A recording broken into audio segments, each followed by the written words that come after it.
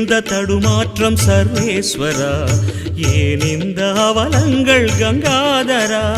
மூன்றாவதாம் உன் கண்ணையே நீர் திறப்பீர் உலகுயவே. ஆதி அறியாமலே வாழ்ந்து வரும் வாழ்விலே ஆசைகளின் ஆட்டமே பாரு. வாழ்க்கையின் சாவியும் ஆழியில் வீழ்ந்ததே, வழி என்பதென்ன இனி கூறு? கைலையில் தாண்டவம் ஆடியது போதுமே, பூமியில் நீ வந்த